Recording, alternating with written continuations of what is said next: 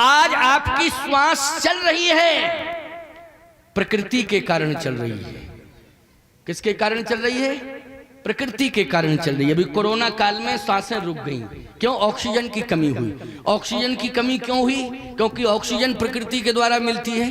बोलो मिलती है कि नहीं मिलती है? नकली ऑक्सीजन सिलेंडर लगा दे, बोले सिलेंडर लगे हैं, क्या है? बोले ऑक्सीजन। अच्छा, फिर सिलेंडर खत्म हो गए, अब मरे, अब सिलेंडर खत्म, अब मरे। सावधान! गांव के वातावरण में, खुली आब हवा में, प्रकृति के सुरम्य वातावरण में ऑक्सीजन समय पर आपको मिली कि नहीं मिली? जल्दी बोलो। वो बात अलग है कि जिसकी मौत आ गई थी वो मर गया, ये अलग बात है। लेकिन शहर के लोग तरस गए श्वास लेने के लिए, ऑक्सीजन के लिए शहर के लोग तरस गए। करोड़ों रुपया देने के बाद भी उन्हें ऑक्सीजन नहीं मिली। लेकिन मैं तुमसे सत्य कह रहा हूं, आज तुम गांव में रह रहे हो, ये ऑक्सीजन किसके द्वारा मिल रही है तुम्हें? ऑक्सीजन परमात्मा के द्वारा, प्रकृति के द्वारा मिल रही है। तो प्रकृति के द्वारा तुम्हें जब प्राण मिल रहे हैं तो ये सब कुछ जो तुम्हारे पास है वो प्रकृति को समर्पित कर दो कि ये सब प्रकृति मानी परमात्मा, प्रकृति मानी परमात्मा, परमात्मा को समर्पित कर दो। तो गीता का वो सिद्धांत सामने आ जाएगा, अनन्यास चिंतयन्तो माम ये जनः पर्युपास्ते तेषां नित्याभियुक्तानां योगक्षेमं वहाम्यहम्। फिर तो भगवान सारी व्यवस्था को संभाल लेंगे। भरत जी ने कहा गलत, मैं ऐसी यात्रा का विरोध करता हूं, इस यात्रा को कैंसिल करने जा रहा हूं। का क्यों क्यों, क्या बात है? बात यह है कि घर में आग लगाओगे, मकानों को गिराओगे, संपत्ति में आग लगाओगे? नहीं नहीं, ये संपत्ति को तुम अपना मानते हो। यदि संपत्ति को तुम अपना मानते हो, मानते रहोगे तो राम तुमसे दूर रहेंगे। 14 साल की बात छोड़ो, राम जी 14,000 साल बाद भी तुम्हें नहीं मिल पाएंगे, ये मैं विश्वास के साथ कहता हूं। और यदि ये मान लो भाव क्या कि संपत्ति सब रघुपति के आही,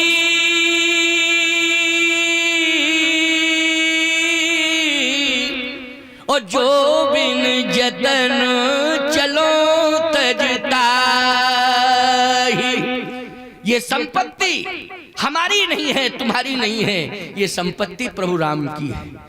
और जब प्रभु की संपत्ति है तो इसको जलाना मिटाना नहीं है, बल्कि इसको व्यवस्थित करना है। इसलिए यात्रा रुकना चाहिए, रुको अभी। भरत जी ने यात्रा को रोक दिया, कहीं तो गड़बड़ होने जा रहा है। उसी समय अस विचार सुच सेवक बोले, और जे सपने हुने जे धर्म न डोले, कहने जे मरम धर्म सब भाखा, और जो जहीं लायक सो तहीं राखा। भरत जी ने पवित्र सेवकों को बुलाया और कहा आपकी ये जिम्मेवारी है कि संपत्ति को आप सुरक्षित करें, क्योंकि ये मेरी नहीं है, तुम्हारी नहीं है, ये प्रभु राम की है। क्यों भाई, कितना अच्छा सुझाव है। भरत जी कहते अब राम जी मिलेंगे, क्योंकि राम जी की हर वस्तु को हमने सुरक्षित करने का संकल्प लिया है। मैं आपसे पूछना चाहता हूं, जो मर्यादा बनी है वो राम जी की बनाई हुई मर्यादा है कि नहीं? अगर उस मर्यादा को हम सुरक्षित कर रहे हैं तो हमें राम मिलेंगे, और यदि हम मर्यादा को मेट रहे हैं तो इस राम कैसे मिलेंगे? जब राम की बनाई हुई मर्यादा को हम नहीं रख पा रहे हैं तो राम हमें कैसे मिलेंगे? याद रख लेना, राम ने जो मर्यादा बनाई है उस मर्यादा को हमें सुरक्षित रखना है, तब हमें राम मिलेंगे। ये जो भी तुम्हें दिखाई दे रहा है ये सब राम का है, तुम तो केवल सेवक हो। राम जी के प्रसाद के रूप में तुम्हें सेवा मिली है, व्यवस्था मिली है, इसलिए उसको संभालो। लेकिन स्वामी राम को मानना और सेवक सदा अपने को मानना, याद रखना इसी प्रकृति में तुम्हें परमात्मा का दर्शन हो जाएगा, परमात्मा तुम्हें एक दिन अवश्य मिल जाएगा, इसमें शंका करने की जरूरत नहीं है। महाराज ध्रुव को वृक्ष के नीचे ही भगवान का दर्शन हुआ, प्रहलाद को खंभ में भगवान का दर्शन हुआ, बोलो मीरा को विष में भगवान का दर्शन हुआ, बोलो हुआ कि नहीं हुआ? क्योंकि विष को भी उन्होंने भगवान माना। क्या माना? ये प्रसाद है, तुलसी दल पड़ा। एक होशियारी की थी ना, होशियारी ये की थी, विष देने वाला जो देने के लिए गया उसमें तुलसी दल डाल दिया उसने। समझ गए कि नहीं? क्या डाला था? तुलसी दल। क्योंकि जिसने विष भेजा है वो कहने लगा ये कभी नहीं पिएगी, तो अमृत लेके जाओ तो नहीं पिएगी बिना तुलसी दल के। क्यों? एक बात आपको बतावे, तुलसी दल जिस वस्तु में गिर जाता है वो वस्तु भगवान की हो जाती है, प्रसाद हो जाती है। तो विष में तुलसी दल पड़ा तो मीरा उसको पी गई, जान रही थी कि ये विष है, कन्फर्म कि ये तो विष है, लेकिन उसे विष नहीं दिखाई दिया, उसे तुलसी दल दिखाई दिया। कहा इसमें विष रहा कहां? जिसमें तुलसी दल पड़ गया, भगवान का भोग लग गया, वो विष भी अमृत बन गया है, इसलिए इसको प्रसाद के रूप में ग्रहण कर लेना चाहिए। और मीरा ने जैसे विष पिया तो उसी विष में घनश्याम प्रकट हो गए और मीरा को दर्शन दे दिया प्यारे। तो बोलो, विष में घनश्याम मिल गए मीरा को, खम्भ में प्रहलाद को भगवान मिल गए कि नहीं? वृक्ष के नीचे ध्रुव तपस्या कर रहा था, भगवान उसी वृक्ष से प्रकट हो गए। बोलो, हो गए कि नहीं? गौतम बुद्ध भगवान बन गए, वृक्ष में ही भगवान का दर्शन कर लिया तो स्वयं भगवान बन गए। तो ईमानदारी से बताओ, जिसको जो भी मिला है भगवान की व्यवस्था से जुड़ने के कारण मिला कि नहीं मिला? प्रकृति से ही सब कुछ प्राप्त हुआ कि नहीं हुआ? इसलिए तुम्हें क्यों नहीं होगा तुम्हें वो परमात्मा प्रकृति में प्राप्त, अगर तुम भगवान के प्रति समर्पित हो जाओ और जो भी तुम्हारे पास है उसको भगवान का समझो, केवल अपने को व्यवस्थापक मानो। क्या मानो? व्यवस्थापक। भरत जी ने यही किया, पवित्र सेवकों से कहा कि इसको संभालो, नुकसान नहीं होना चाहिए।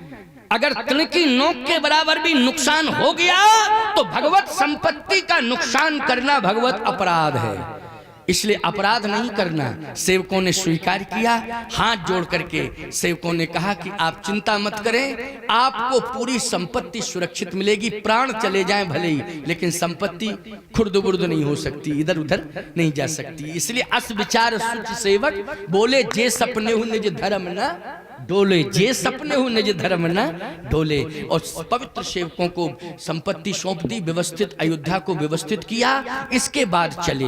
बोलो, चले कि नहीं चले? अब आप सुन लीजिए, बहुत अच्छी बात आगे आने वाली है।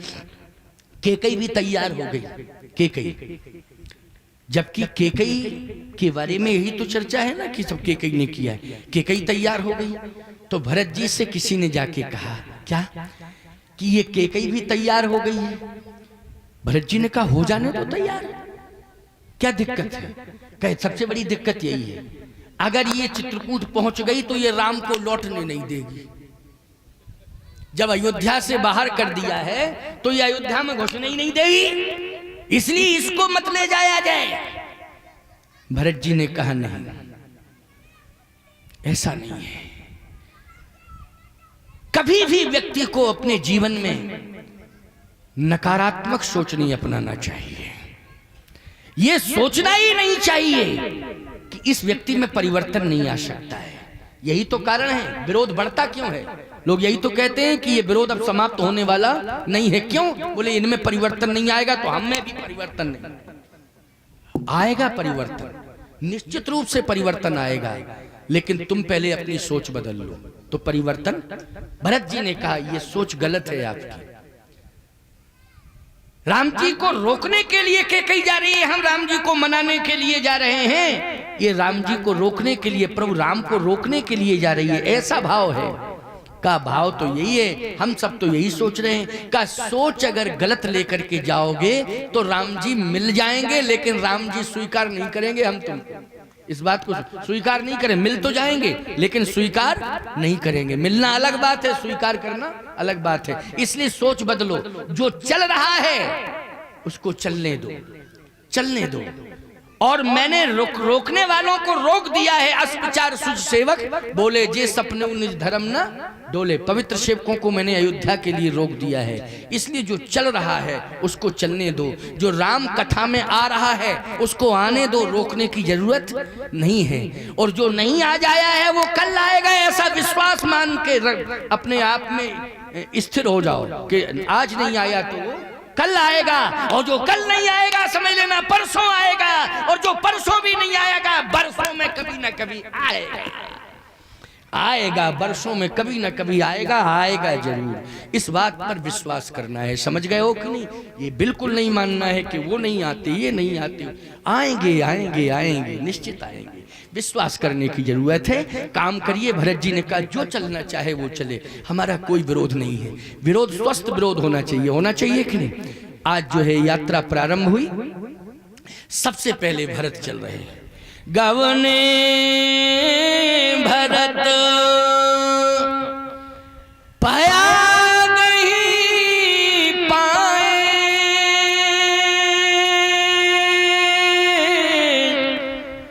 कोतल संग जाहि दुर्याए।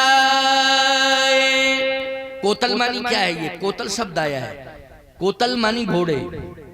ये कोतल जाति है घोड़ों की, समझ गए हो ना? कोतल मानी घोड़ों की जाति है। इस जाति के घोड़े थे। ये सब जगह नहीं मिलते हैं कोतल जाति के घोड़े, याद रखना। अयोध्या में थे। इनकी विशेषता क्या है? इनकी विशेषता, और जितने घोड़े हैं, चाहे जितनी अच्छी नस्ल के घोड़े हों, सब थल में ही चलते हैं। लेकिन ये कोतल जात के घोड़ों की विशेषता, ये थल में भी चलते हैं और जल में भी थल की तरह चलते हैं। प्यारे, ये विशेषता है कोतल जात के घोड़ों कि जल में भी जे जल चलें थलई की, हाँ, जल में भी थल की तरह चलते। ये कोतल जात के घोड़ों की विशेषता है। और बाकी घोड़े चाहे जितनी अच्छी क्वालिटी के हों, लेकिन थलई में चलेंगे कि नहीं चलेंगे? जल में चल सकते हैं, बोलो? और जल में चलेंगे तो जल की तरह चले, थल की तरह थोड़ी चल सकते हैं, बोलो? भाई जल में पैर रखेंगे तो पैर डूबेगा उनका, ये नियम है, बोलो? है नियम कि नहीं? लेकिन जल में पैर रखें और डूबे ना और चले, ये विशेषता कोतल जात के घोड़ों की अयोध्या में ही थी। इसलिए गवने भरत पया नहीं पाए। तो आपको मालूम है कि कहीं भी राम जी को तो नाव की जरूरत पड़ी, भरत जी के साथ जितने लोग गए नाव की जरूरत नहीं पड़ी। कहीं बता दो पड़ी हो? भरत जी नाव से पार हुए हैं? जल्दी बोलो, बोलो बोलो जल्दी।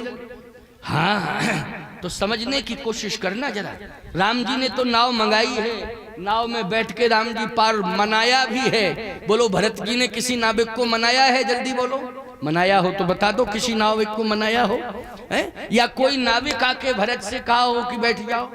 लेकिन भरत के पास वो व्यवस्था है कि ऐसे कोतल जात के घोड़े हैं कि वो नाव का काम कर रहे हैं, जहाज का काम कर रहे हैं। प्यारे, इसलिए अयोध्या वासियों को आवश्यकता नहीं पड़ी।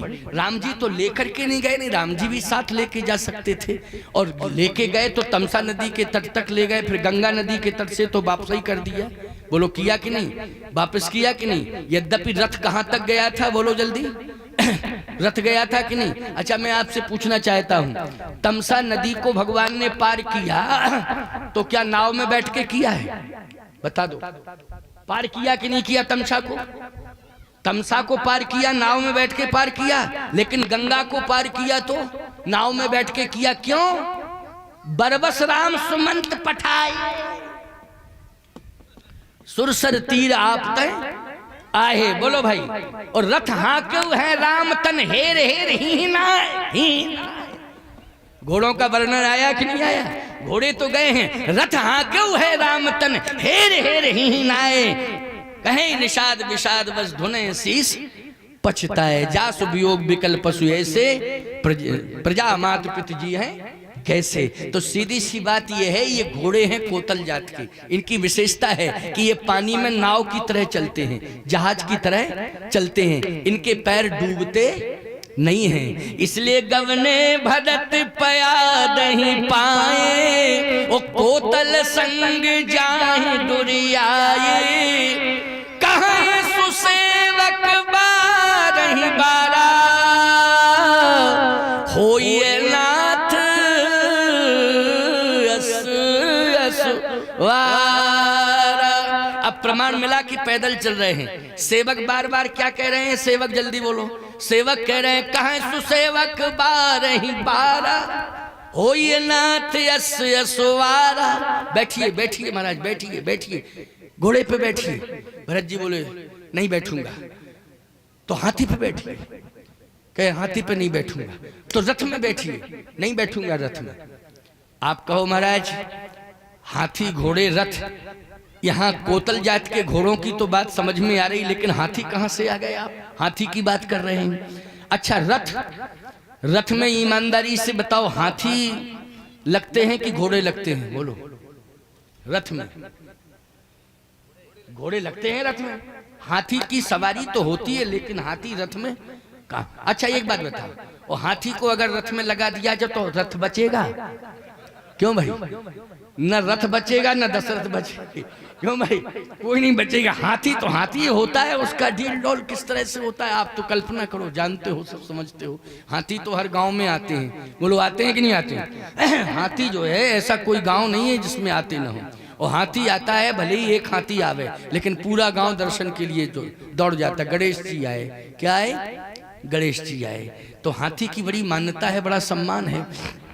लेकिन यहाँ भरत जी ने कहा मैं रथ में नहीं बैठूंगा, हाथी पे नहीं बैठूंगा, घोड़े पे भी नहीं बैठूंगा। मैं आपसे एक बात कह रहा हूं, लोग परिवर्तन की बात करते हैं कि परिवर्तन होना चाहिए, परिवर्तन होना चाहिए। परिवर्तन केवल भाषणबाजी से नहीं होता है।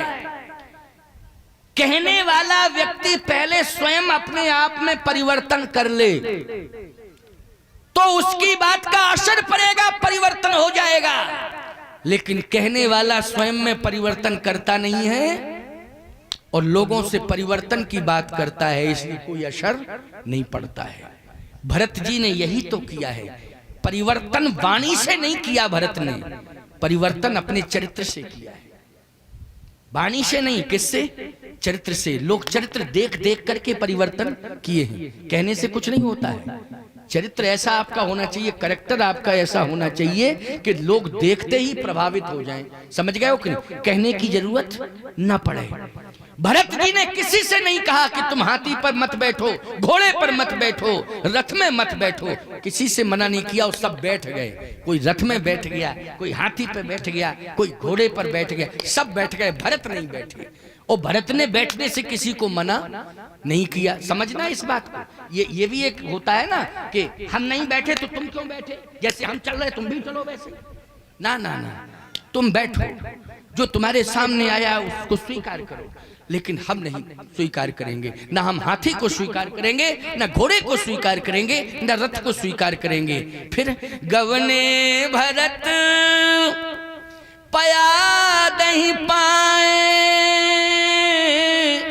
कोतल संग जाहि दुरियाए, कहे सुसेवक बारहि बारा, होई नाथ यस यशवारा, राम पया दहि पाय सिधाए,